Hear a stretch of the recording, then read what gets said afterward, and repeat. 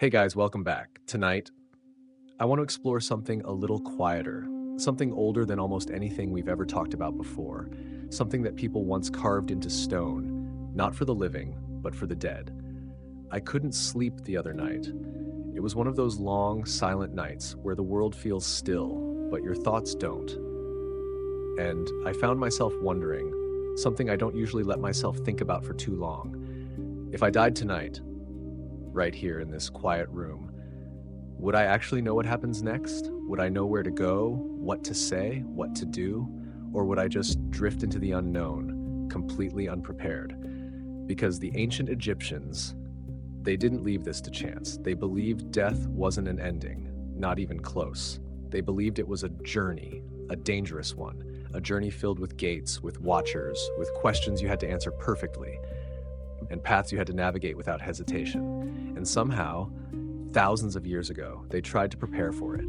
They wrote it down. At first, only for kings, carved deep into the walls of pyramids hidden beneath the sands. Spells, instructions, warnings, each one meant to guide a soul through a world no living person had ever truly seen.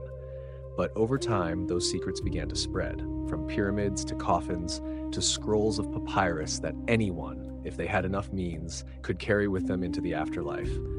A kind of manual for surviving death. And the more I read about it, the more it didn't feel like mythology. It felt like a system where every action you took in life, every word, every intention would be weighed quite literally against the truth itself. A system where if you failed, you wouldn't be punished, you wouldn't be sent somewhere worse, you would simply stop existing completely. And I kept thinking, lying there in the dark, if I had to stand in that place, if my heart was placed on those scales, would it be light enough? Would yours? So tonight, we're not just telling a story, we're slowly stepping into it, into the oldest map of the afterlife ever created, into a world where death was only the beginning and survival was never guaranteed. So before you get comfortable, take a gentle moment to like this video and subscribe, but only if these deep sleep history stories help you find peace, sleep better, or simply reflect on our shared journey through time. Now, close your eyes. I remember the night it started, not with anything dramatic, not with fear, just a quiet kind of restlessness that wouldn't let me sleep. The kind of night where the air feels heavier than usual, where every small sound seems louder and your thoughts, they don't just pass by, they stay. I was lying there in the dark, staring at nothing, but somehow thinking about everything. And then, without warning, a question appeared in my mind. Simple, but strangely difficult to ignore. What would happen if I died right now, not tomorrow, not years from now, but right here, in this exact moment? Would I even notice the transition? Would there be a feeling, a shift, a silence, or would everything just stop? And the more I thought about it, the more I realized something unsettling. I had spent my entire life preparing for things, for work, for money, for plans that stretch years ahead, but never once, not seriously, had I prepared for the one thing that is absolutely certain: death. And I started to wonder, not in a fearful way, but in a curious, almost distant way. How did people in the past deal with this question? Did they lie awake like this too, staring into the dark, asking themselves what comes next?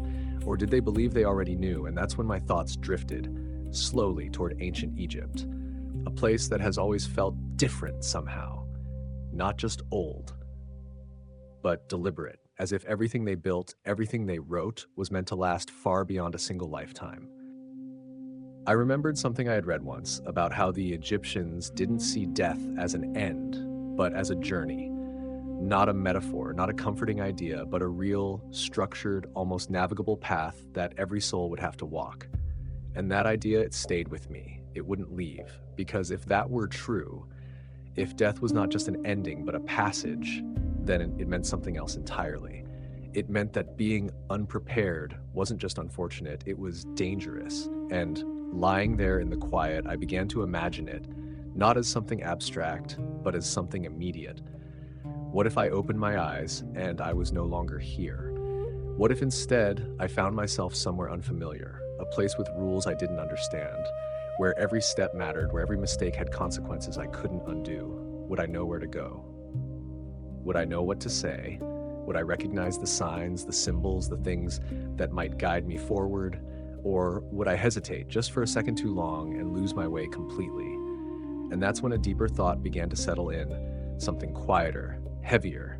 What if there were people long before us who had already asked these questions, not once, but over and over again until they believed they had found answers, real answers, not guesses, not hopes, but instructions? And what if they cared so much about those answers that they carved them into stone, sealed them in tombs, and trusted them to guide them through eternity? The idea felt distant at first, almost unreal, but the more I sat with it, the more it began to feel strangely logical. Because if you truly believed that death was a journey, you wouldn't leave it to chance. You would prepare carefully, deliberately, obsessively. And somewhere between those thoughts, between the silence of the room and the weight of that question, I realized something I hadn't expected. I wasn't just thinking about death anymore. I was starting to wonder if maybe, just maybe, we had forgotten how to face it the way they once did. And with that thought still lingering quietly in my mind, I found myself wanting to know more. Not out of fear, but out of something softer, something deeper. A quiet curiosity about a path that every one of us, sooner or later, will have to walk. At some point in that quiet night, my thoughts drifted away from myself and towards something buried much deeper in time. I began to imagine a place far from the room I was lying in, far from the soft hum of modern life, somewhere beneath the desert, where the air had not moved for thousands of years. And somehow I found myself thinking about a man named Entity, People, Gaston Maspero, French Gaston Maspero, a no one had seen in over 4 millennia. I tried to picture it slowly, the narrow passageways, the faint light of a torch flickering against ancient stone, the silence, not the peaceful kind, but the kind that feels heavy, as if it has been waiting. And as he moved deeper into the pyramid of Unas, the last pharaoh of Egypt's 5th dynasty, something must have shifted in that silence, because when the light reached the inner chamber, it revealed something unexpected. Not empty walls, not simple carvings, but surfaces completely covered from floor to ceiling with lines of hieroglyphs, column after column, carefully arranged, deliberately placed, as if every inch of space had been used for a purpose. And I remember thinking, lying there in the dark, trying to see it through his eyes, this wasn't decoration. This was something else, something intentional, something urgent, because these weren't stories about past victories or records of a king's life. They weren't even meant to be seen by the living. They were instructions, the oldest religious texts ever discovered, carved directly into stone, not to be read, but to be used. And that realization, it stayed with me for a moment longer than I expected, because carving something into stone, especially in a place no one was meant to visit again, means only one thing. It was never meant to fade, never meant to be forgotten. It was meant to endure beyond memory, beyond time itself. And as I imagined those walls filled with 283 distinct spells, each one carefully inscribed by artisans who understood exactly what they were doing, I began to feel a quiet sense of awe, not because of the scale or the craftsmanship, but because of the intention behind it. These people believed deeply that what they were creating would matter, not just for years, not even for generations, but for eternity. And the more I thought about it, the more I realized something even stranger. Before this moment, before Unas, these words had only existed in fragile forms, spoken aloud by priests, written on papyrus that would eventually decay, lost to time like so many other things. But here, something changed. Here, the spoken word became permanent, belief became structure, memory became stone. And that shift, it felt important, almost like the moment a thought becomes real, when something invisible is suddenly given form. And I started to wonder, what kind of belief drives someone to do that? What kind of certainty makes you carve your understanding of death into walls that will outlast your entire civilization? Because this wasn't just preparation, it was confidence. Confidence that these words would guide a soul through something unseen, something unknown, something irreversible. And as I lay there, slowly imagining those hieroglyphs glowing in torchlight, I felt something else begin to settle in. A quiet realization that maybe, just maybe, these weren't just ancient writings we look back on with curiosity. Maybe they were attempts, serious attempts, to solve the one mystery that every human eventually faces. And if that were true, then what Maspero found beneath the sands of Saqqara wasn't just a discovery, it was a message left behind. From a world that believed it had already figured out what comes next. And for the first time that night, I wasn't just curious anymore, I was listening. The more I stayed with that image, those walls covered in symbols, the more something about it began to feel unusual. Not in a dramatic way, not in the sense of mystery or spectacle, but in a quieter, more unsettling way, because the deeper I thought about it, the clearer it became. Those inscriptions were not meant to be admired, they were meant to be used. And that small realization, it changed everything. I had always assumed that ancient religious texts, especially ones connected to death, were expressions of belief, prayers offered into the unknown, attempts to comfort the living as much as guide the dead. But this felt different. These words, carved so carefully into stone, did not sound like requests, they sounded like instructions, specific, direct, almost procedural, as if someone had already mapped the terrain and was simply leaving directions behind for whoever came next. And I remember lying there, staring into the dark, thinking about how strange that was, because instructions imply something very specific. They imply that there is a correct way and a wrong way, that there are steps, sequences, moments where saying the right thing or doing the right thing matters. And if that's true, then it means the ancient Egyptians didn't see death as a mystery to accept. They saw it as a process to navigate, something structured, something with rules. And the pyramid texts, those early inscriptions inside the Pyramid of Unas, were the first attempt to capture that structure in a permanent form. They described transformations, movements, passages from one state of being into another, and they did so with a kind of confidence that felt almost unfamiliar to me. There was no hesitation in their tone, no uncertainty, no quiet hope that things might turn out well. Instead, the language carried authority. It declared outcomes, it commanded forces, it assumed that if spoken correctly, these words would work. And that detail, it lingered with me because it suggested something deeper than belief. It suggested expectation, as if the person who would one day rely on these texts, the pharaoh himself, was not simply hoping for a peaceful afterlife, but preparing for a journey that required precision. And suddenly, I couldn't help but imagine what that would feel like. To know, or at least believe, that after death, you would have to speak, to answer, to move through spaces that respond not to who you were, but to what you know. And that's when the thought shifted again, becoming just a little more personal. Because if this was true, if death required knowledge, if survival depended on remembering the right words, then what would happen to someone who didn't have them? Someone like me. Someone lying awake in the dark with no spells, no instructions, no preparation at all. Would I hesitate? Would I remain silent? Would I fail simply because I didn't know what to say? And that quiet question, it stayed there, hovering just beneath the surface of everything else. Because for the ancient Egyptians, these texts were not symbolic, they were functional. Each spell had a purpose: to protect, to transform, to grant passage, to repel danger. They formed something like a system, a framework designed to guide the soul through a world that was anything but forgiving. And the more I thought about it, the more I realized how different that is from how we think today. We tend to speak about death in abstract terms, as something distant, something unknowable, something that happens and then somehow resolves itself. But they didn't leave it like that. They built a method, they recorded it, they trusted it. And lying there in the quiet, I began to feel a subtle shift in my own perspective, not fear, not exactly, but a kind of awareness, a recognition that perhaps for them, the real danger wasn't death itself, it was being unprepared for what came after. And that idea, simple as it was, felt strangely difficult to ignore. The thought stayed with me, longer than I expected, because the more I tried to understand those inscriptions, those carefully carved instructions hidden deep inside the pyramid, the more one detail began to stand out, quietly at first, and then with a kind of weight I couldn't ignore. They were never meant for everyone.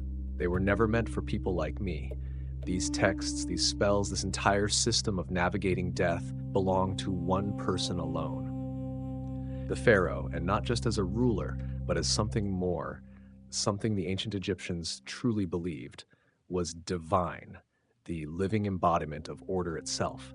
And that idea, it changed how I saw everything else. Because if the afterlife required knowledge, if survival depended on remembering the right words, then it meant something very simple and very unsettling. Only the pharaoh was given the tools to survive it.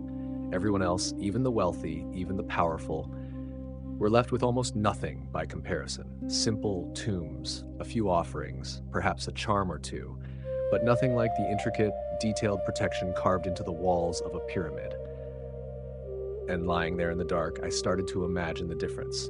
A king descending into the afterlife surrounded by spells, guided by words that had been prepared for him, each one placed with intention, forming an invisible shield against whatever might be waiting in that unseen world. And then someone else, someone ordinary, stepping into that same darkness with no guidance, no map, no voice to speak for them, just silence and uncertainty. And that contrast, it felt almost unfair, but also strangely consistent with how the world has always worked. Access to knowledge, access to protection, access to certainty, reserved for those at the very top. And yet, there was something deeper beneath that, something more philosophical, because in their eyes, the pharaoh wasn't just privileged, he was necessary. His survival after death wasn't personal, it was cosmic. They believed that he maintained balance, that his journey into the afterlife ensured the continuation of order, the rising of the sun, the stability of the world itself. And if that were true, then of course he would need protection. Of course, he would be given every possible advantage. But still, even understanding the question didn't go away. It only grew quieter, heavier, because no matter how I tried to frame it, I couldn't escape it. If this system was real, if these rules mattered, then where did that leave everyone else? Where did that leave someone like me? Someone without a pyramid, without spells carved in stone, without priests to guide the way? Would I simply fade into the background of that world, unnoticed, unprepared, unable to pass through the same gates that a king could walk through with ease? Or would there be another way, something less visible, something that hadn't yet been written into stone? And I found myself returning to that single question again and again as the night stretched on around me. So, what would happen to someone like me? Not a king, not chosen, not protected, just a person.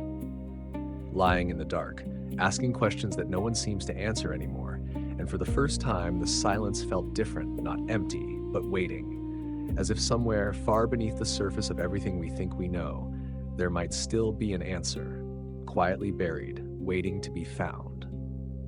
At some point in the night, as my thoughts kept drifting through those silent corridors of stone, something else began to take shape.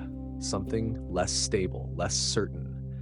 Because for all the precision, all the care, all the belief carved into those pyramid walls, there came a moment in history when it all began to crack. Not suddenly, not with a single event, but slowly, almost quietly, like something losing its balance over time. The Old Kingdom, the age of pyramids, the age when kings were seen not just as rulers, but as living gods, began to collapse under its own weight.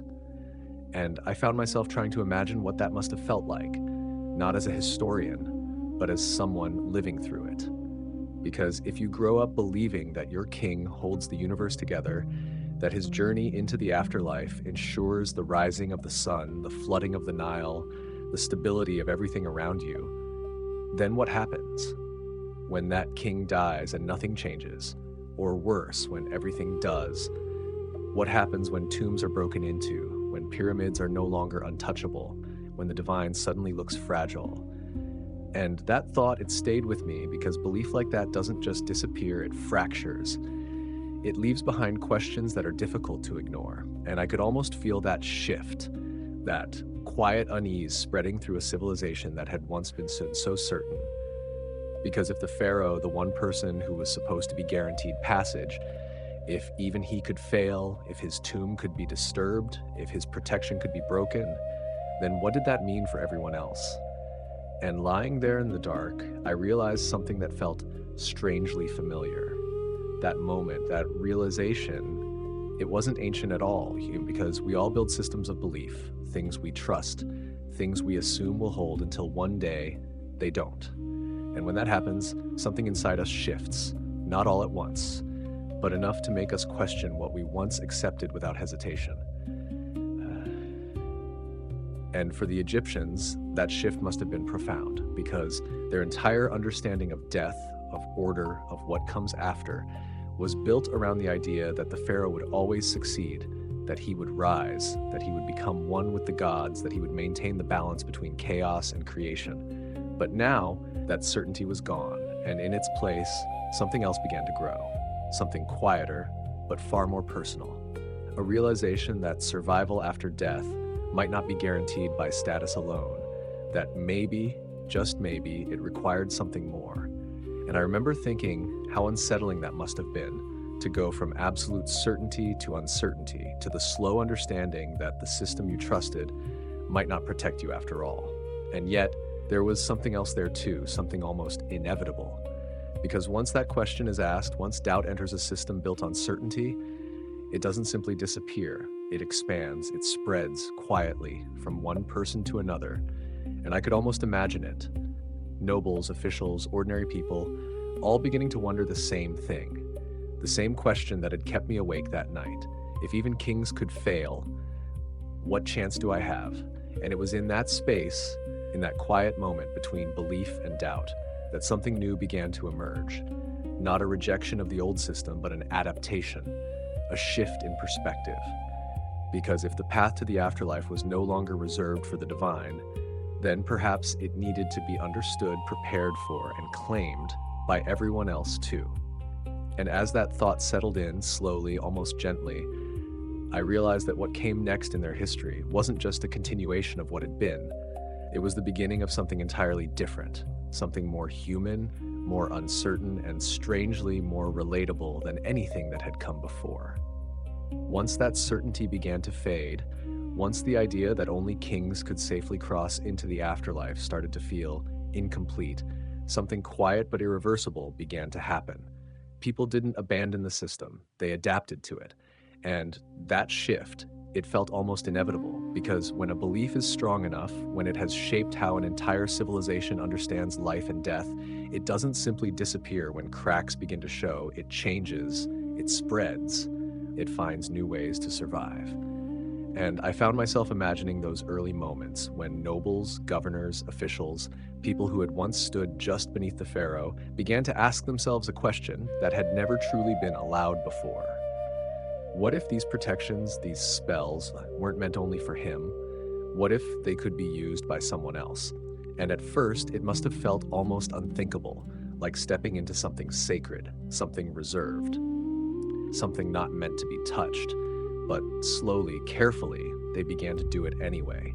They began to take those ancient words, those spells once carved into royal stone, and rewrite them, adapting them, reshaping them, so they could serve a different kind of soul. And this is where something subtle but incredibly important began to change. Because those inscriptions, those pyramid texts, were never designed for ordinary people. They assumed divinity, they assumed power, they assumed a kind of automatic acceptance into the world of gods. So to make them work for someone else, they had to be altered, not just copied, but transformed. Names were replaced, identities were rewritten, and entirely new spells began to appear. Spells that addressed fears, obstacles, and uncertainties that a mortal might face in ways a god never would. And I remember lying there, thinking about how strange that must have felt, to take something once reserved for kings and make it your own, to prepare for death not as a divine certainty, but as a personal challenge, something you would have to navigate on your own terms.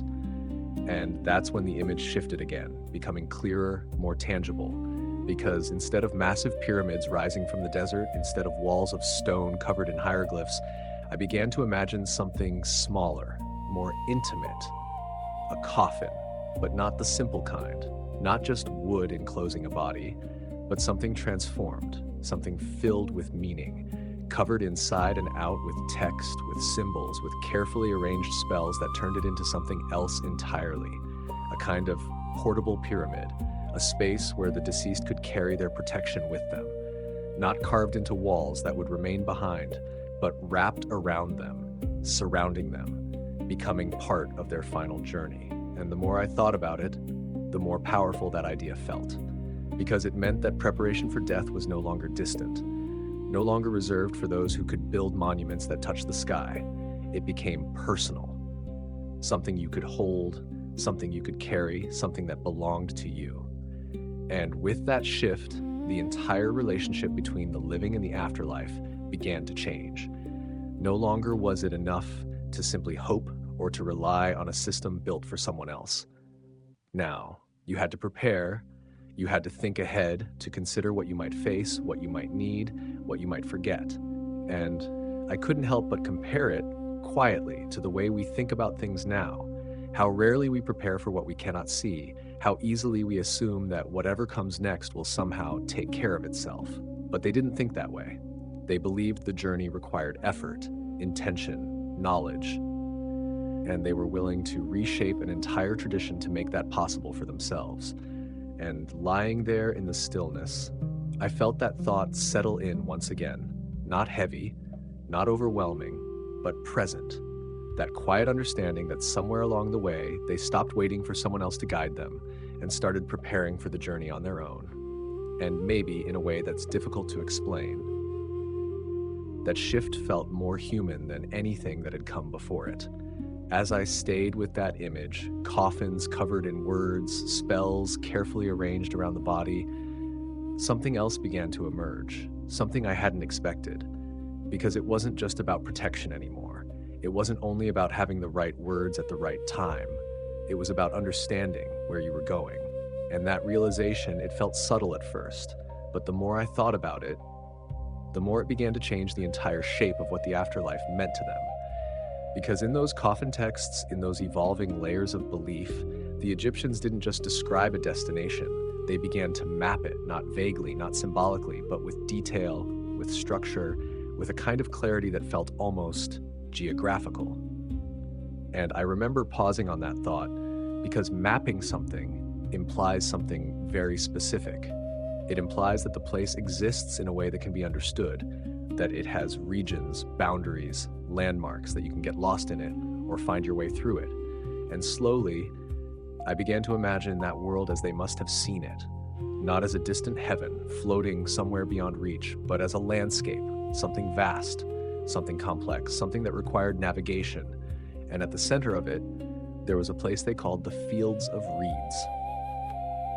A place often described as a kind of paradise, a reflection of the Nile Valley, but perfected, expanded, eternal.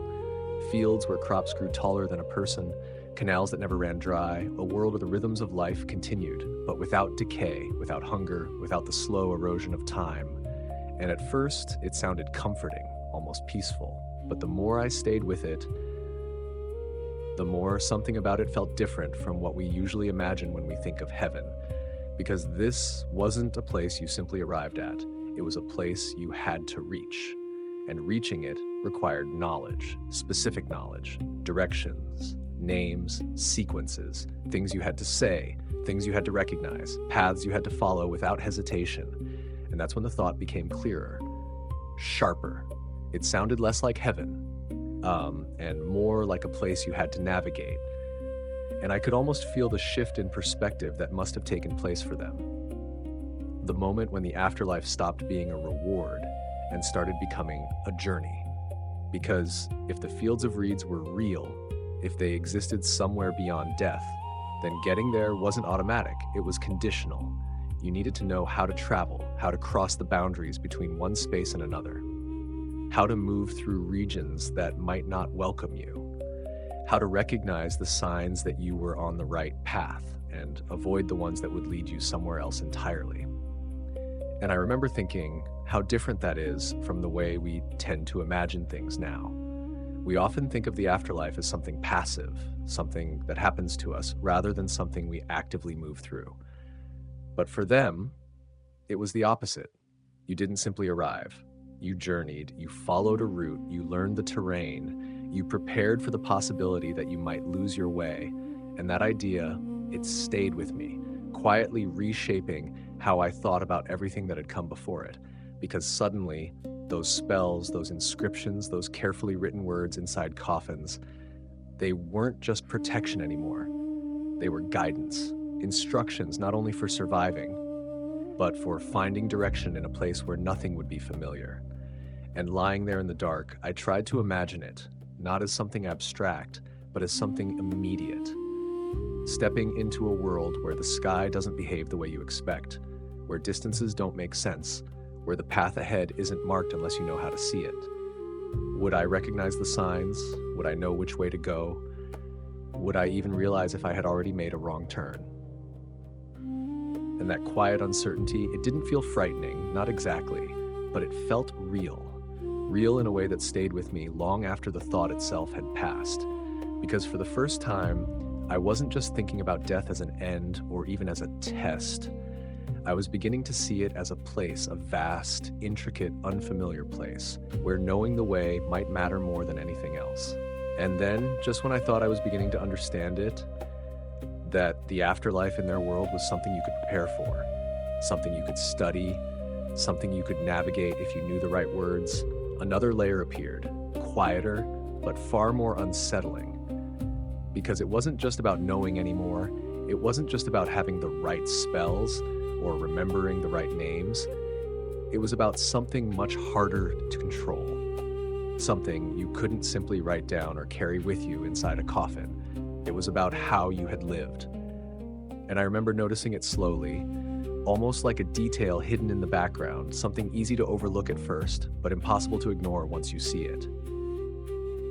These texts, these evolving instructions began to include something new, statements, declarations, not of power, but of innocence, phrases that the deceased would have to speak, not to command, but to defend themselves. And the more I thought about it, the more the tone began to change, because up until that point, everything had felt almost mechanical. Do this, say that, follow this path, avoid that danger. But now, suddenly, there was judgment, not of knowledge, but of character, and I found myself sitting with that idea, letting it settle in slowly, because it meant something very different from everything that came before. It meant that survival after death wasn't just about preparation, it was about worthiness, and that shift, it felt profound. It's because for the first time, it wasn't enough to simply know the system. You had to have lived in a way that allowed you to pass through it. And those declarations, what scholars would later call the negative confession, they weren't abstract, they were specific. I have not stolen, I have not harmed, I have not lied, I have not caused suffering. Each statement like a quiet line drawn between who you were and who you claimed to be. And I couldn't help but imagine standing there, not in front of a person, not in front of a judge you could reason with, but in front of something that already knows, something that has seen every moment of your life, every decision, every small choice you thought didn't matter.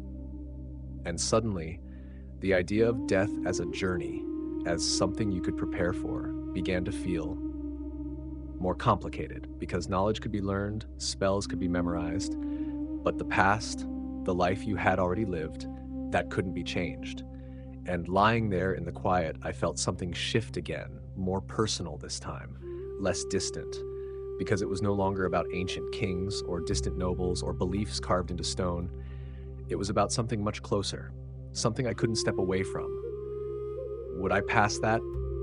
And the question didn't come with panic, it came softly, almost gently, but it stayed, because it wasn't asking about grand things, not about heroic acts, not about dramatic moments. It was asking about the small things, the unnoticed things, the quiet decisions that shape a life over time. Had I been honest, not just when it was easy, but when it mattered? Had I treated people fairly, even when I had the advantage? Had I avoided harm, not just in action, but in intention? And the more I thought about it, the more I realized how difficult those questions actually are, because we don't usually measure our lives that way, not consistently, not carefully. We move forward, we justify, we forget. But in that moment, in that imagined space beyond death, none of that would matter. There would be no distraction, no explanation, no way to reshape the story, only what is and what has been. And I remember feeling that realization settle in, not as fear, but as something quieter, something more reflective. Because for the first time, the idea of the afterlife wasn't just something to prepare for, it was something that began long before death itself, something that was shaped moment by moment, choice by choice, long before you ever arrived at that final threshold. And in the stillness of that thought, I understood something I hadn't expected, that maybe the real preparation wasn't in the spells or the maps, or the words you would one day speak. Maybe it was in the life you were already living, quietly, every day. By the time that thought settled in, that quiet realization that how you lived might matter just as much as what you knew, something else began to change in the world they had built. Something more practical, more tangible, almost inevitable. Because once an idea spreads, once enough people begin to believe that survival after death is possible and that it requires preparation, it doesn't stay confined to the few. It begins to move, slowly at first, and then all at once. And I found myself imagining that shift, not as a sudden revolution, but as something gradual, unfolding over years, generations, as more and more people started asking the same question, the same quiet question that had kept me awake that night. What do I need to survive what comes next? And somewhere in that process, something remarkable happened. The knowledge, the spells, the instructions that had once been carved into stone, hidden deep inside pyramids, began to change form. They became portable, written not in walls but on papyrus, thin sheets made from the plants that grew along the Nile, carefully prepared, carefully inscribed, rolled into scrolls that could be carried, stored, and eventually buried with the dead. And I remember pausing on that image because it felt like more than just a technical change. It felt like a shift in access, a shift in who could prepare and how. Because carving spells into a pyramid that requires power, resources, a scale that only kings could command.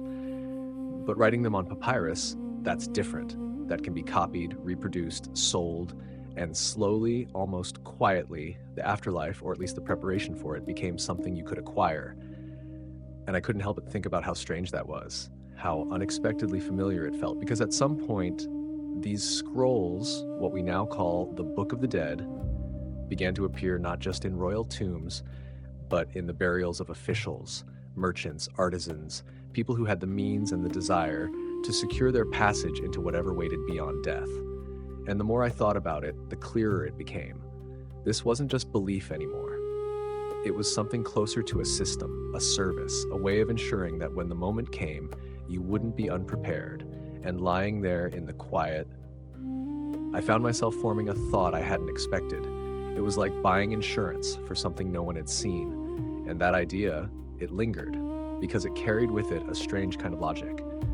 If you truly believe that there is a journey after death, one filled with obstacles, judgments, uncertainties, then preparing for it, investing in it, even paying for the tools you need, begins to make sense. Not as superstition, but as precaution. And I began to imagine those scrolls in more detail. Long strips of papyrus covered in hieroglyphs, each line carefully written, each section chosen based on what the person believed they might need. Spells for protection, spells for transformation, spells for speaking, for moving, for remembering who you are when everything around you feels unfamiliar. And unlike the rigid inscriptions of earlier times, these scrolls were flexible, customizable, no two exactly the same. Some longer, some shorter, some filled with elaborate illustrations, others more simple depending on who you were, what you could afford, and perhaps what you feared most. And that detail, it stayed with me because it meant that preparation for death had become personal. Not dictated from above, not reserved for the divine, but shaped by individual choice. And I couldn't help but reflect on that, quietly, because even now, we do something similar, in ways we rarely think about. We prepare for uncertainty, for risks we can't fully see. We create systems, safeguards, things that give us a sense of control over what we don't understand. But for them, the stakes were absolute. It wasn't about loss or inconvenience. It was about existence itself. And in that context, the idea of preparing, of investing in the tools you might need, feels less like belief and more like necessity. And as I lay there, letting that thought settle in, I realized something else, something softer, but no less important, that behind all of it, behind the scrolls, the writing, the system itself, There was something deeply human, a desire, not just to survive, but to understand, to have some sense of direction when facing something that would otherwise feel completely unknown, and maybe in a way that's easy to overlook. That's what the Book of the Dead really offered. Not certainty, not guarantees, but something quieter, something more comforting. The feeling that when the moment comes, you won't be stepping into darkness completely alone. The more I thought about those scrolls, those carefully prepared strips of papyrus filled with spells, the more something unexpected began to take shape.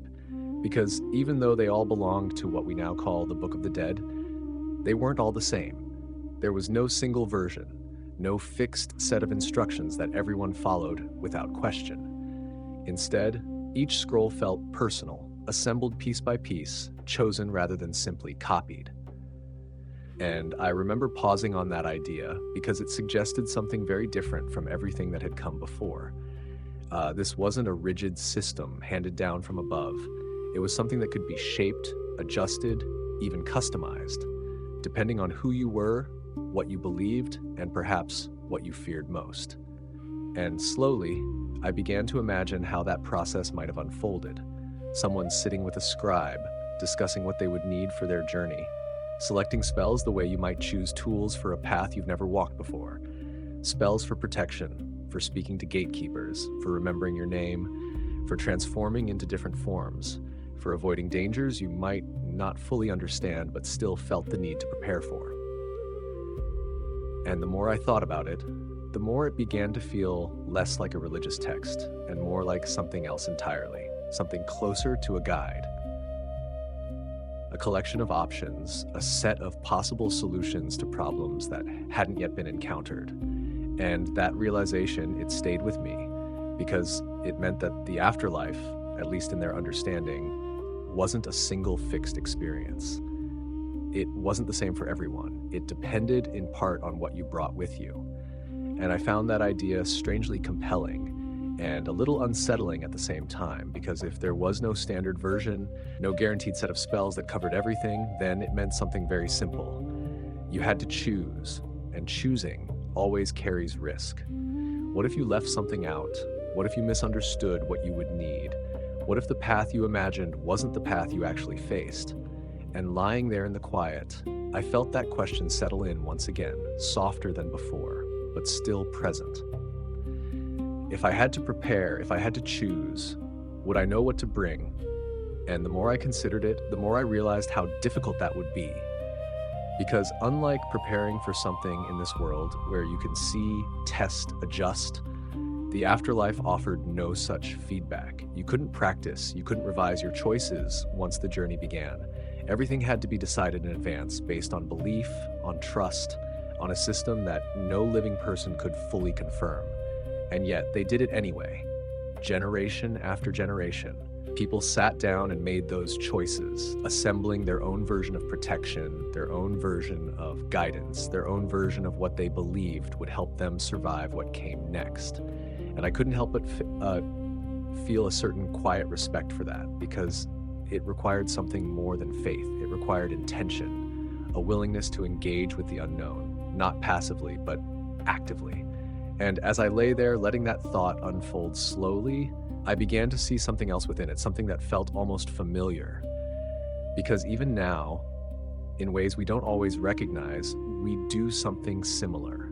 We build our own frameworks, our own beliefs about what matters, what carries forward, what defines us when everything else falls away. And maybe in a way that's easy to overlook, that's what they were doing too. Not just preparing for death, but shaping how they would move through it, deciding in advance who they would be and what they would carry with them, into a place where nothing could be changed once the journey began. And in that quiet realization, something about the whole system felt less distant, less ancient, and a little more human than I had expected. The more I followed that thread, the idea that people were choosing their own spells, shaping their own preparations for something they had never seen, the more another question began to form. Quiet at first, almost hidden beneath everything else. Where did all of this come from? Who wrote these words? Who decided which spells mattered? Who made sure they were copied correctly? again and again across generations that would never meet each other. And as that question settled in, my thoughts drifted once more, not to tombs this time, not to pyramids or coffins, but to something less visible, something that existed among the living. Places where these texts were created, studied, preserved, what the ancient Egyptians called the House of Life. And I remember pausing on that name because it felt almost ironic, even paradoxical. A place dedicated to life, responsible for preparing people for death. And yet, the more I thought about it, the more it made sense, because if death was not an end, but a continuation, then understanding it, preparing for it, would have been just as important as anything that happened during life itself. And slowly, I began to imagine those spaces, not as grand temples filled with ceremony, but as quiet, focused environments, rooms lined with papyrus scrolls, shelves holding knowledge accumulated over centuries, scribes sitting in careful concentration, copying line after line, symbol after symbol, aware that even the smallest mistake, a missing stroke, a misplaced sign, could change the meaning, could weaken a spell, could affect someone's journey in ways they would never see. And that detail, it stayed with me because it suggested something deeper than simple craftsmanship. It suggested responsibility. These weren't just writers. They were custodians of something far more fragile and far more important. And the more I thought about it, the more it began to resemble something else entirely. Not a temple, not a school, but something closer to a system. An early form of production, a place where knowledge was not only preserved, but replicated, distributed, made available to those who sought it. And that realization felt strangely familiar in a way that was difficult to ignore. Because in that process, in that careful copying and organizing and refining, there was something almost modern, a kind of structure, a flow of information moving from one person to another, from one generation to the next, maintained not by chance, but by intention. And I found myself imagining the rhythm of it, the quiet sound of brushes against papyrus, the repetition of symbols forming words, the steady pace of work that might continue for hours, days, weeks, all for something that would eventually be sealed inside a tomb, never to be read again by the living. And yet, that didn't make it meaningless. If anything, it made it more significant, because the purpose of those texts wasn't recognition, it wasn't preservation for history, it was function. They were meant to work, to guide, to protect, in a place where failure could not be corrected once it began. And lying there in the stillness, I began to see the House of Life in a different way, not just as a center of learning, but as something more active, more essential, a place where belief became tangible, where ideas about the afterlife were shaped into something that could be carried, used, trusted. And the scribes, those quiet figures working in the background, became something more than just record keepers. They became intermediaries, bridging the gap between the living and the unknown, translating complex systems into forms that others could rely on, even if they never fully understood them. And that thought, it lingered, because it suggested something subtle but important, that behind every scroll, behind every carefully chosen spell, there was not just belief, but effort, collaboration, a network of people who had dedicated their lives to something most of us barely consider. And as I lay there, letting that image settle slowly into place, I realized something else, something quieter, but no less meaningful, that while we often think of ancient knowledge as something distant, something mysterious, it was created in moments just like this.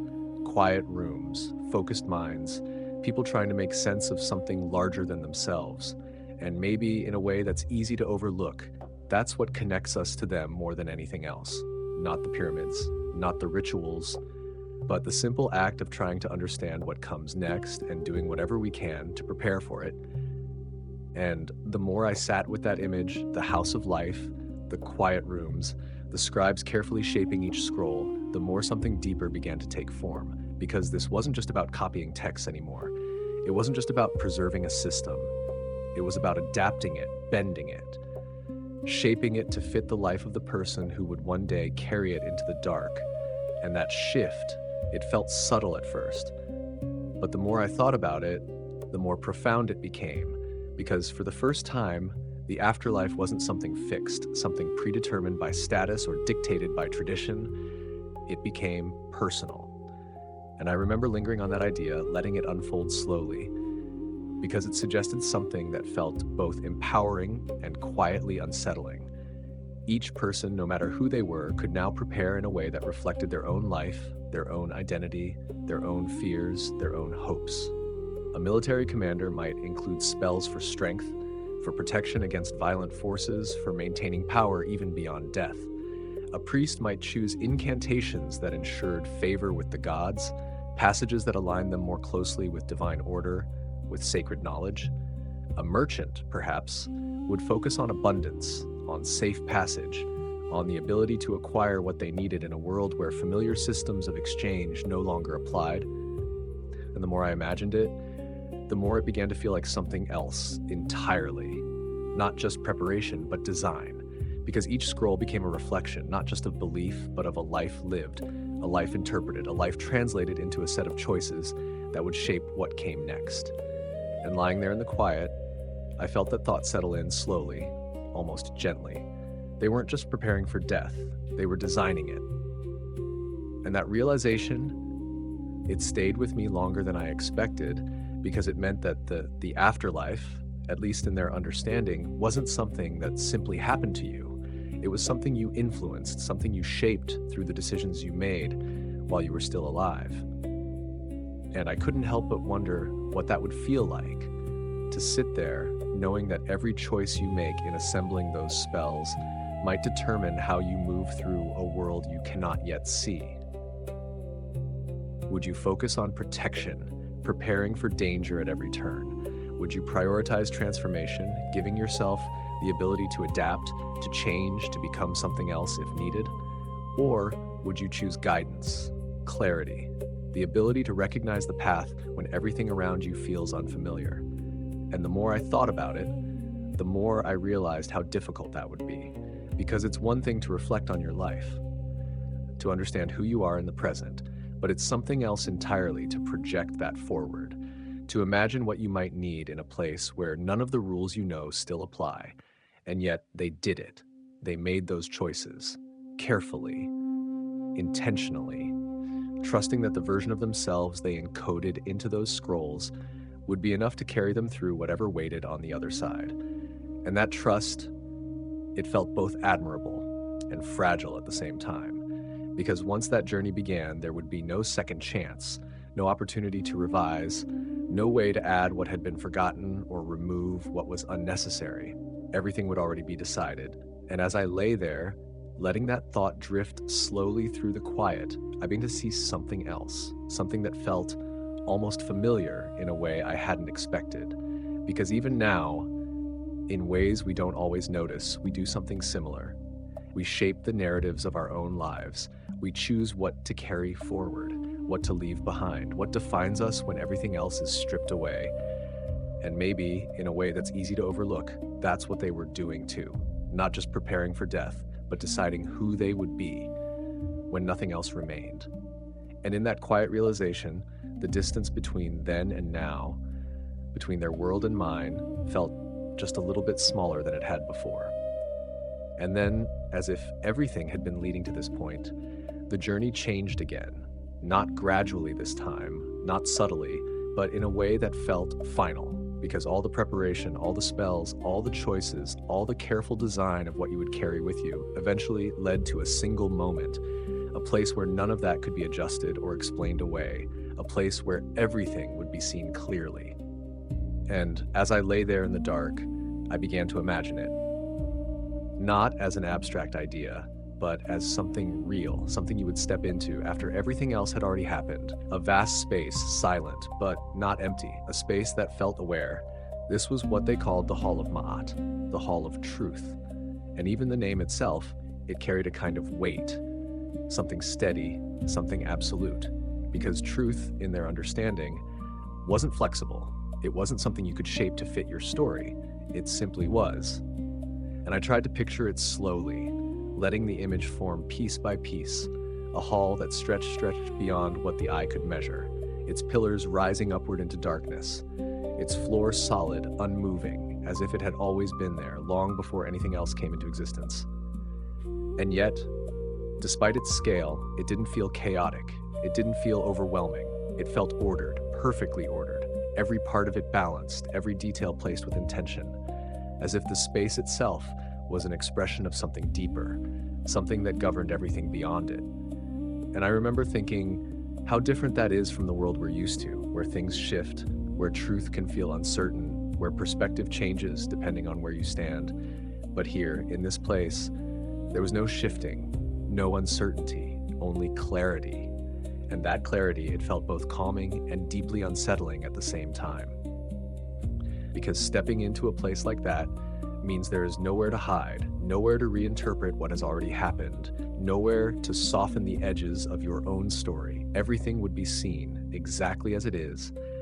And as I imagined standing there, alone, with nothing carried over from the world I knew, no possessions, no status, no distractions, just the quiet presence of that space surrounding me, I felt something shift again, something more personal, more immediate. Because this wasn't just a setting, it wasn't just a symbolic location within a belief system, it was a threshold, a point where everything before it, your life, your choices, your intentions, would converge into a single moment of recognition. And the more I stayed with that thought, the more it began to feel inevitable. Because no matter how different our lives are, no matter how far removed we feel from those ancient ideas, the concept itself, that moment of facing what is true, without distortion, without escape, feels strangely familiar, as if it exists somewhere beneath everything else, waiting quietly whether we choose to think about it or not. And I remember wondering, not with fear, but with a kind of quiet curiosity, what would it feel like to stand there, fully aware, knowing that everything I've ever done, every thought I've carried, every choice I've made is about to be seen, not judged yet, not weighed, but simply revealed. And that moment, just before anything is decided, just before the balance is tested, felt in a way that's difficult to describe, like the stillness before something irreversible begins. And lying there in the dark, I could almost feel it, that quiet pause, that space between what was and what would come next. And for the first time, the journey didn't feel distant anymore. It felt close. And then, as that stillness settled, as the vast quiet of the Hall of Truth seemed to hold everything in place, I began to notice something else. Something I hadn't fully considered before. You wouldn't be alone there, not even for a moment, because surrounding that space, arranged with a precision that felt almost deliberate, almost ceremonial, were figures, many of them watching, not moving, not speaking, but present in a way that felt impossible to ignore. And slowly, I began to understand what they represented. 42 judges, not symbolic, not abstract, but individual, each one responsible for a different aspect of how you had lived. And I remember pausing on that number because it felt so specific, so intentional. Not one judge, not a single presence you could focus on, but many, each carrying a different perspective, a different responsibility, a different awareness of your life. And that detail, it stayed with me because it meant something very simple and very difficult to escape. You weren't being seen from one angle, you were being seen from every angle at once. And lying there in the quiet, I tried to imagine what that would feel like. To stand in that hall, aware that nothing about you was hidden, not just the things you chose to show, but everything, every action, every word, every moment you thought no one noticed. Because these weren't judges who needed evidence. They didn't need testimony, they didn't need to be convinced, they already knew. And that realization, it shifted something inside me quietly, but completely. Because we spend so much of our lives navigating what others can see, adjusting our actions based on perception, on reputation, on what we think will be remembered or forgotten. But in that place, none of that would matter. There would be no performance, no explanation, no way to reshape what had already been done, only what is and what has always been. And I found myself thinking about how overwhelming that would be, not because of punishment, not yet, but because of exposure. Because to be seen completely, without any barrier, without any separation between who you are and what you have done, is something we rarely experience even in our own lives. And yet, in that moment, in that hall, it would be unavoidable. And I began to imagine those judges more clearly, not as distant figures, but as presences, each one carrying a different kind of awareness, one who knows every moment of harm, one who has seen every lie, one who understands every act of kindness, every moment of restraint, every quiet decision that shaped the person you became. And together, they formed something larger, something that felt less like a group of individuals and more like a complete reflection.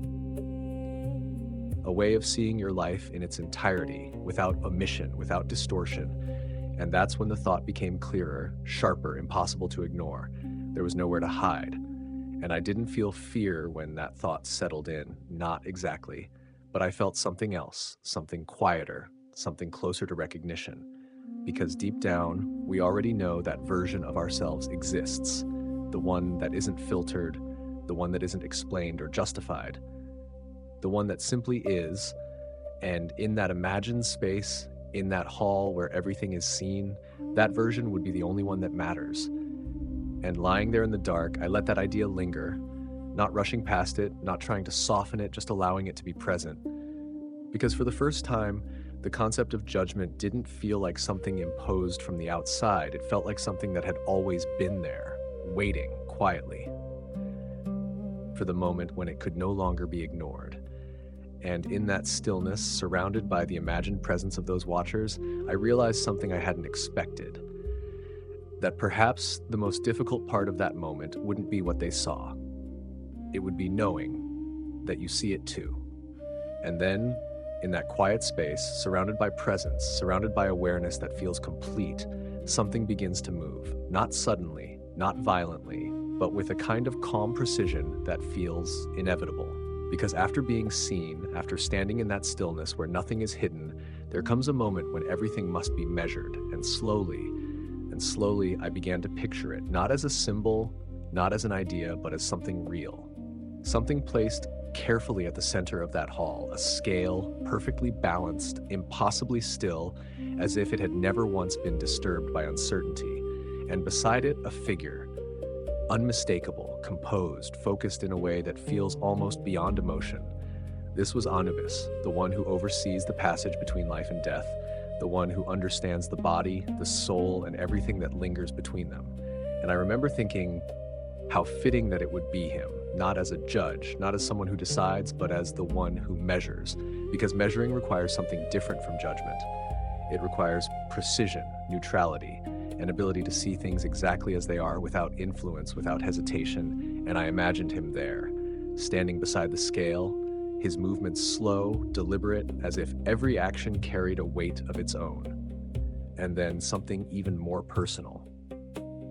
Something more difficult to look away from. The heart, not the physical one, not the organ left behind in the world of the living, but something deeper, something that contains everything you have ever been, every thought, every intention, every choice, every moment that defined you in ways both seen and unseen. And as I let that image settle, I realized something that felt both simple and incredibly profound. In their world, the heart was not just a symbol of life. It was a record, a complete, unfiltered account of everything you had carried within you, and nothing could be removed from it. Nothing could be hidden, nothing could be explained away. It was simply what it was. And then, on the other side of the scale, something else appeared. Something much lighter, almost weightless, and yet somehow more significant than anything else in that moment. A single feather. The feather of Ma'at, the representation of truth, of balance, of the natural order that holds everything together. And I remember pausing on that image because of how fragile it seemed. A feather, so light, so delicate, placed against something as complex, as layered, as heavy as a human life, and yet that was the measure. Not against another person, not against a set of shifting standards, but against something absolute, something that does not change. And slowly, I began to feel the tension of that moment, not loud, not dramatic, but quiet, steady, as if the entire space was holding its breath. Because once the heart is placed on the scale, once the feather rests opposite it, there is nothing left to do, nothing left to say. Everything that could have been done has already been done. Everything that could have been chosen has already been chosen. And the balance or the lack of it will emerge on its own. And lying there in the dark, I found myself imagining that exact moment. not rushing past it, not trying to resolve it, just sitting with it. What would it feel like to see your entire life reduced, not to memories, not to stories, but to weight? To know that everything you have ever carried inside you is about to be compared directly to something that cannot be altered, cannot be influenced, cannot be persuaded. And the more I thought about it, the more it began to feel strangely fair. Not easy, not comforting, but fair. Because in that moment, there are no distractions, no external measures, no differences in status or circumstance, only truth and the life you have lived in relation to it. And I realized something then, something that felt both quiet and unavoidable, that the scale does not punish, it does not reward, it simply reveals, and whatever it reveals has always been there, waiting, long before that moment ever arrived. And then, as the scale settles, as that quiet moment stretches just long enough to feel irreversible, something else begins to take form, not at the center, not where the balance is measured, but just beyond it, waiting. And I remember noticing it slowly, almost reluctantly, as if part of me didn't want to look directly at it, because everything up to this point, the hall, the judges, the scale, even the weight of the heart itself, all of it carried a sense of order, of structure, of something that could be understood, even if it was difficult. But this felt different, because what waits beside the scale is not a judge, not a guide, not something that measures or explains, it simply consumes. And as I let that image become clearer, I began to understand what they feared most. Not pain, not suffering, not even punishment, but something far quieter, far more final, the complete end of existence itself. And they gave that fear a form. Amit, a creature unlike anything else in their world, not symbolic, not metaphorical, but deliberate in every detail, comes from the most dangerous aspects of the animals they knew. The head of a crocodile, jaws capable of crushing anything that resisted, the body of a lion, built for strength, for control, for overpowering whatever stood before it, and the hindquarters of a hippopotamus, unpredictable, heavy, unstoppable once it moves. And I remember thinking how carefully that image was chosen, how intentional it was, not just to represent danger, but to embody something absolute, something that cannot be reasoned with, cannot be escaped once it begins. And as I imagined it there, crouched beside the scale, waiting, not impatiently, not aggressively, but with a kind of still certainty, I began to feel the weight of what it represented, because Amit does not judge, she does not decide. She does not question, she only acts when the balance has already been revealed. And that detail, it stayed with me because it meant something very simple and very difficult to ignore. By the time you reach her, everything has already been determined. There is no negotiation, no second chance, no explanation that might change the outcome, only the result and the consequence that follows it. And I found myself sitting with that idea, letting it unfold slowly, because it was different from what I had expected. Most systems of judgment, most ideas about what comes after death, involve some form of punishment, some continuation, some place you are sent to experience the result of your actions. But this something else entirely. Because if the heart proves too heavy, if it cannot balance against the feather, then there is no continuation, no place to go, no time to reflect, no existence to carry forward. Only the immediate, irreversible end. And the more I thought about it, the more that idea began to feel strangely profound, because it removes everything else, every layer of complexity, every narrative we build around consequence, and reduces it to something absolute, not punished, not sent away, just erased. And I didn't feel fear when that thought settled in, not in the way I expected. What I felt instead was something quieter, something more reflective, because there is something deeply unsettling about the idea of non-existence, not pain, not suffering, but the absence of everything, the absence of awareness, of memory, of identity itself. And lying there in the dark, I tried to imagine it, not the moment of it, but the absence that follows. And I realized how difficult that is, because every thought we have, every image we form, still assumes some kind of presence, some kind of continuation. But this allows for none of that.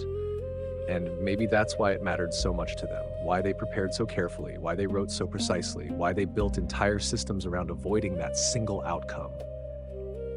Because in a world where survival after death is possible, The only true failure is to cease entirely. And as I lay there, letting that idea settle slowly into place, I began to understand something that had been building quietly throughout the night. That all of it, the spells, the maps, the choices, the judgment itself, was not just about reaching something better, it was about avoiding something final, something silent, something from which there is no return. And in that realization, the entire journey took on a different meaning. Not just a path forward, but a line you cannot afford to cross. And yet, even after all of that, even after the judgment, the balance, the quiet finality of that moment beside the scale, the journey does not end. And that was the part I hadn't fully understood, not at first, because it's easy to think of judgment as a conclusion, a final decision, a point where everything resolves into something clear, something finished. But in their world, it wasn't like that. Passing the scale, surviving that moment, it wasn't the end. It was only the beginning of something else, something far more uncertain, far more dangerous than anything that came before.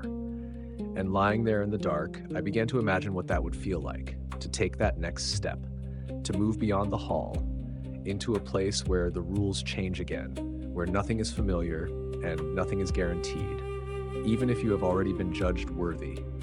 This was the Duat, the underworld, not as a single place, but as a vast, shifting landscape, something that feels less like a destination and more like a passage, something you must move through, carefully, deliberately, without losing your way.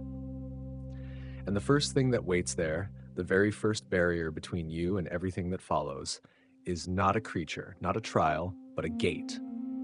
And I remember pausing on that detail, because gates in any world represent something very specific. They divide, they separate, they mark the boundary between one state and another, and standing before one means you are not yet where you need to be. And I began to picture it slowly, the entrance to the underworld, vast, silent, guarded not by force alone, but by something more precise, something more deliberate. Watchers, beings who do not simply block your path, but test your right to pass. And this is where the journey becomes something else entirely, because here, it's not enough to have lived well, it's not enough to have been judged worthy. Now, you must know, and that realization, it felt sharp, immediate, impossible to ignore. Because each gate, each threshold requires something specific, a name, a phrase, a sequence of words spoken exactly as they must be spoken, not guessed, not approximated, but remembered, perfectly. And lying there in the quiet, I felt that thought settle in with a kind of weight that was different from anything before it, because this wasn't about morality, it wasn't about who you are, it was about what you know.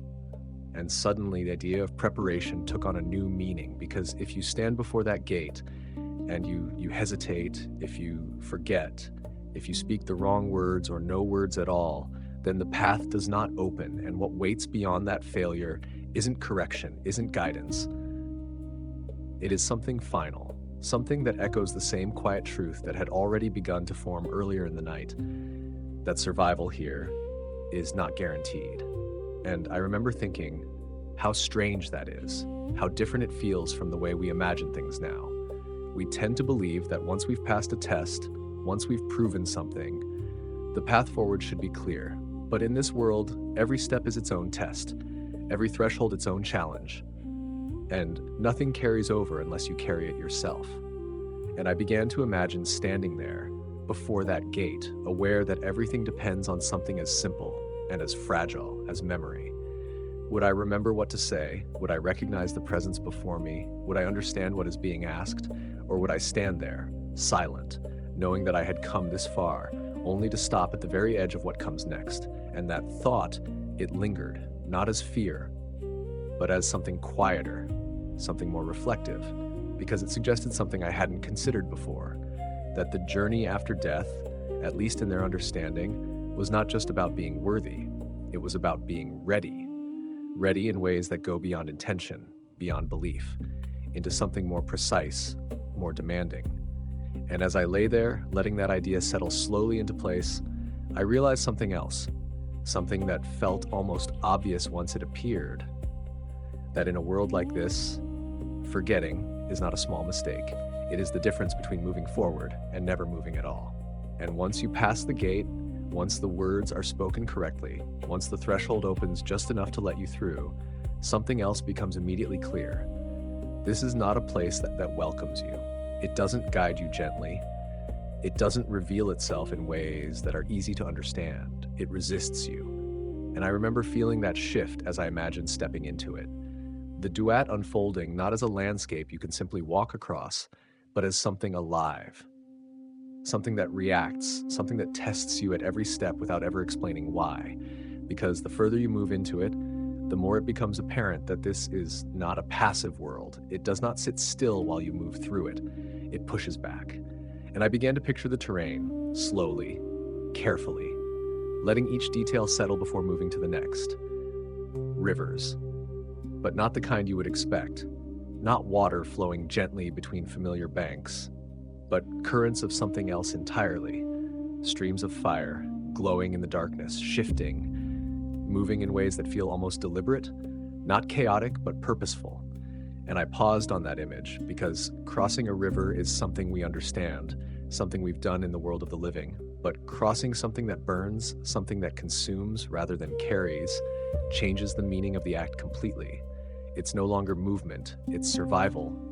And beyond that, something even more unsettling appears. A region they described as the Valley of Knives. And I remember lingering on that name because it feels almost too direct, too precise to be anything but intentional. A place where the ground itself cannot be trusted, where every step holds the possibility of harm, where blades emerge without warning, responding not to the environment, but to you. And I tried to imagine what it would feel like to move through that, not quickly, not with confidence, but carefully, slowly, aware that hesitation might save you, but might also trap you in place. And that tension, that constant awareness of risk, began to define the space more than any single detail, because it meant something simple and difficult to ignore. This world does not allow you to relax. It demands attention, presence, precision in every movement, every choice. And then beyond even that, something larger, something more overwhelming takes shape, the lake of fire. Not a river, not something you can step across or move around, but a vast expanse, stretching beyond what you can see, its surface shifting with heat, with movement, with something that feels almost like intention. And I remember thinking about how final that must feel to stand before something like that, knowing that you cannot simply walk away, that the path forward requires you to cross it somehow. And the more I imagined it, the more the entire landscape began to feel less like a place and more like a series of trials, each one designed not just to challenge you, but to reveal something about you. Because navigating through this world isn't just about strength. It isn't just about knowledge. It's about awareness, about adaptability, about the ability to respond without panic, without losing yourself in the process, and lying there in the quiet. I felt that realization settle in slowly because it changed how everything fit together. The gates, the spells, the preparation, the judgment, all of it leads here to a world that does not explain itself, a world that does not guide you gently, but instead asks again and again, are you ready? Are you paying attention? Do you know what you're doing? And I couldn't help but think how different that is from what we expect. We tend to imagine that if there is something beyond death, it will reveal itself, that it will make sense once we arrive, that we will somehow understand it instinctively. But in this world, nothing is given freely. Everything must be navigated, earned, endured. And that thought, it lingered, not as fear, but as something quieter, something more reflective. Because it suggests that survival here is not about reaching a destination, it's about continuing to move, continuing to respond, continuing to adapt, no matter how unfamiliar the world becomes. And as I lay there, letting that image unfold slowly, I realized something else, something that felt almost obvious once it appeared, that in a place like this, standing still is not safety. It is the beginning of being lost. And just when it feels like the world cannot become any more difficult, any more unpredictable, the journey shifts again. Not outward this time, not through landscapes that fight you, but inward, into something quieter and far more dangerous in a way that is harder to understand. Because beyond the rivers of fire, beyond the valleys that cut at your every step, there is a place where the danger is not what surrounds you, but what begins to disappear within you. And I remember pausing on that thought because it felt different from everything that came before. This wasn't about survival in the physical sense. It wasn't about avoiding harm or finding a path forward. It was about holding on to something that cannot be seen, something that can be lost without any warning. This was the domain they associated with Sokar, a region not defined by open space, but by enclosure, by depth, by something that feels contained and yet endless at the same time. And I tried to imagine it slowly, not as a single cavern, but as a network, a series of spaces that fold into one another, where direction loses its meaning, where distance becomes irrelevant, where moving forward does not necessarily bring you closer to anything at all. And the more I stayed with that image, the more something unsettling began to take shape. Because this is not a place that attacks you directly. It does not burn. It does not cut. It does not block your path. Instead, it erodes you, quietly, gradually, without force, without urgency. And I found myself wondering what that would feel like, to move through a space where nothing is clearly defined, where the boundaries between one moment and the next begin to blur, where the sense of who you are, what you have been, what you are trying to become, starts to slip, not all at once, but piece by piece. And that thought, it lingered longer than I expected. Because it is one thing to face danger, to respond to something that threatens you from the outside, but it is something else entirely, to feel yourself beginning to fade, without knowing exactly when it started. And lying there in the quiet, I imagined what it would mean to forget. Not just a word, not just a direction, but something deeper, something essential. Your name. And I remember how small that detail seemed at first, almost insignificant compared to everything else in the journey. But the more I thought about it, the more I realized how central it is, because your name, in their understanding, was not just a label, it was identity, it was continuity, it was the thread that connects everything you are across time, across change, across whatever comes next. And without it, what remains? And that question, it stayed there, quietly, without needing to be answered. Because the implication was already clear. If you lose your name, you lose your place in the world. You lose your ability to move forward, to be recognized, to exist in any meaningful way. And suddenly the nature of the journey changed again. Because now, it wasn't just about reaching the next point. It wasn't just about surviving the environment. It was about remembering, holding on, maintaining a sense of self in a place where everything seems designed to dissolve it. And I began to imagine the effort that would take, not physical effort, not movement or resistance, but something more internal, more focused, a kind of awareness that does not fade, even when everything else around you begins to blur. And I couldn't help but feel how different that is from the way we usually think about survival. We imagine strength, endurance, action, but here, survival depends on something quieter, something more fragile, the ability to remain yourself, even when the world no longer reflects you back in any recognizable way. And as I lay there, letting that thought settle slowly into place, I realized something that felt both simple and deeply unsettling, that losing your way is not always about direction. Sometimes it's about forgetting who is walking the path at all. And in a place like this, where identity itself can fade without warning, the greatest danger is not what you face, but what you might slowly, quietly stop being. And somehow, after all of that, after the gates, the fire, the endless movement through a world that never seems to settle, after holding on to yourself in a place that slowly tries to dissolve you, there comes one final shift. Not in the landscape, not in the rules, but in what you are allowed to become.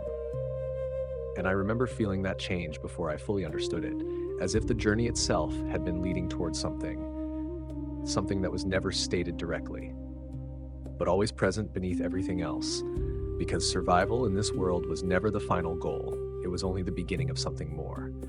And slowly, I began to imagine what that might look like, not as a reward, not as something given freely, but as a transformation, something that happens only if everything before it has been faced, endured, understood. They called it becoming an Ak, and I paused that word, letting it sit for a moment. Because it doesn't translate easily, not into anything simple, not into anything we use in everyday language. It isn't just a spirit, not just a soul that continues to exist. It is something more complete, more active, something that has passed through every stage of the journey and come out the other side, changed, clarified, capable of moving freely between worlds, of existing without the limitations that once defined it. And I tried to imagine what that would feel like, not as power, not as control, but as a kind of release, a sense that nothing is holding you in place anymore, that you are no longer bound to a single form, a single path, a single version of yourself. And yet, even as that idea began to take shape, there was something else beneath it, something quieter, something that had been there from the very beginning. Because this transformation, this becoming, was never guaranteed. It was always conditional. And that's when the contrast became clear, not as a dramatic shift, but as something simple, absolute, undeniable. Because if you do not become something more, if you do not pass through every part of that journey successfully, if you lose your way, forget who you are, fail to speak, fail to balance, fail to endure, then there is no alternative path, no lesser version of continuation, no second chance waiting somewhere beyond reach. There is only absence. And I remember sitting with that idea, not trying to push it away, not trying to soften it, just allowing it to exist as it is, because it brings everything back to the same quiet truth that has been building from the very beginning. That this journey, this system, this entire understanding of what comes after death is not about comfort. It is not about reassurance. It is about consequence. And lying there in the dark, I let that realization settle slowly, feeling the weight of it, not as fear, but as something deeper, something more reflective. Because for all its complexity, for all its symbols, for all the layers of belief and ritual and preparation, the idea itself is surprisingly clear. You are not simply carried forward. You are not simply given continuation because you existed once before. You move forward because you are able to, because you have become something that can endure what comes next. And I found myself returning to the beginning of that night, to that quiet question that had first appeared without warning. What would happen if I died right now? And the answer, or at least the shape of it, felt different now, less abstract, less distant, but also less certain in a way I hadn't expected, because it was no longer just about what comes next. It was about whether I would be ready for it, whether I would recognize it, whether I would be able to move through it without losing myself along the way. And in that stillness, as the thoughts slowly came to rest, I understood something I hadn't seen before, something that had been there all along beneath every story, every symbol, every carefully written line of those ancient texts. And lying there in the dark, I realized they didn't just believe in life after death, they believed you had to earn it.